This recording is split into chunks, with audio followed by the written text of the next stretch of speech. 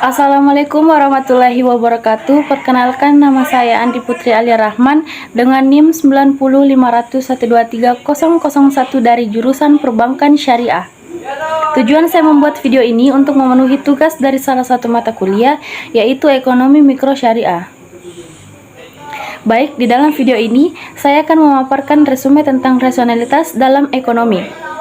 Baik, langsung saja. Poin yang pertama yang akan saya jelaskan yaitu definisi rasionalitas. Dalam ekonomi, rasionalitas mengacu pada asumsi bahwa individu atau agen ekonomi bertindak berdasarkan logika dan perhitungan untuk memaksimalkan utilitas atau keuntungan.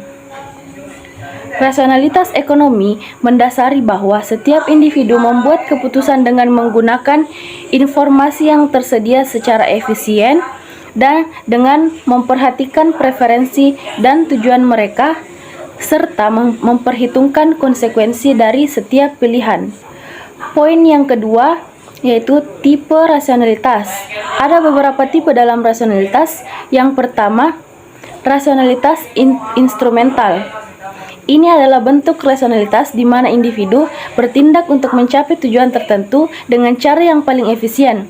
Contohnya, seorang konsumen akan memilih barang yang memberikan kepuasan maksimal dengan harga terendah.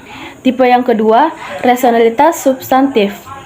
Fokusnya pada hasil akhir atau tujuan, bukan hanya pada proses mencapai tujuan tersebut. Ini berarti keputusan dianggap rasional jika sesuai dengan nilai-nilai atau norma yang berlaku, bukan hanya efisiensi ekonomis. Tipe yang terakhir, rasionalitas terbatas. Konsep ini diperkenalkan oleh Herbert Simon yang menyatakan bahwa dalam kenyataan keputusan individu dibatasi oleh informasi yang tersedia, kemampuan kognitif manusia, dan waktu yang terbatas. Sehingga, individu seringkali membuat keputusan yang cukup baik daripada optimal. Poin yang ketiga, prinsip rasionalitas ekonomi.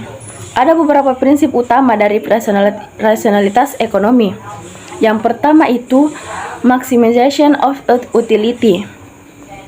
Individu atau agen ekonomi akan memilih tindakan atau keputusan yang memberikan kepuasan atau manfaat terbesar. Yang kedua, konsistensi.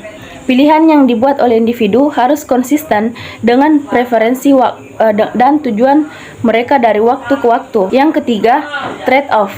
Dalam ekonomi, individu menyadari adanya keterbatasan sumber daya dan oleh karena itu selalu menghadapi pilihan. Rasionalitas mengharuskan individu mempertimbangkan trade-off atau pengorbanan untuk mencapai hasil tertentu. Dan yang keempat, informasi yang lengkap. Dalam pengambilan keputusan rasional, diasumsikan bahwa individu memiliki informasi yang lengkap atau cukup mengenai alternatif yang tersedia untuk membuat keputusan yang optimal. Poin yang keempat yaitu asumsi rasionalitas dan preferensi. Asumsi rasionalitas dalam ekonomi didasarkan pada beberapa premis. Yang pertama itu preferensi konsisten. Konsumen atau agen ekonomi memiliki preferensi yang jelas dapat diurutkan. Mereka dapat menentukan pilihan di antara berbagai alternatif. Yang kedua, preferensi transitif. Jika konsumen lebih menyukai A daripada B dan B daripada C, maka mereka juga lebih menyukai A daripada C. Yang ketiga, non-statistician. Asumsi bahwa lebih banyak barang atau jasa selalu lebih disukai daripada sedikit, sampai titik tertentu. Ini menggambarkan bahwa individu selalu berusaha untuk memaksimalkan utilitas mereka. Terakhir, asumsi rasionalitas ekonomi dalam Islam. Ada beberapa aspek-aspek utama dari rasionalitas ekonomi dalam Islam, yaitu yang pertama, rasionalitas berbasis etika. Dalam ekonomi Islam, tindakan ekonomi dianggap rasional jika mengikuti prinsip-prinsip etika syariah seperti keadilan, kebenaran, dan keseimbangan. Yang kedua, pemaksimalan bukan hanya material. Dalam ekonomi Islam, pemaksimalan utilitas bukan hanya tentang keuntungan materi, tetapi juga keberkahan, ridha Allah, dan kebahagiaan spiritual. Yang ketiga, keseimbangan dalam konsumsi. Rasionalitas dalam Islam juga mengajarkan moderasi dalam konsumsi dan penghindaran pemborosan.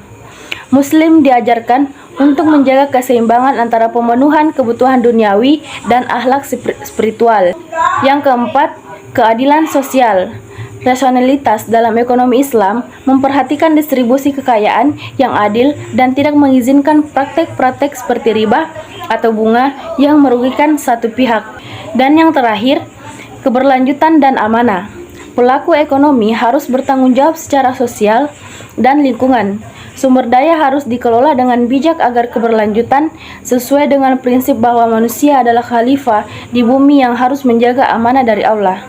Baik, sekian dari saya. Wassalamualaikum warahmatullahi wabarakatuh.